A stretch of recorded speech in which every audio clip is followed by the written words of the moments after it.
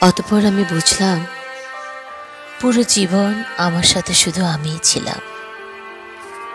আমার মন খারাপ, আমার একাকিত্বের দিনগুলোতে আমি নিজেই নিজেকে সান্ত্বনা দিয়ে এসেছি বরাবর। কান্না করেছি, আবার হাতের উল্টো পাশ দিয়ে নিজেই চোখ মুছে নিয়েছি। আমার নীরবতার ভাষা কেউ কখনো বুঝতে চায়নি।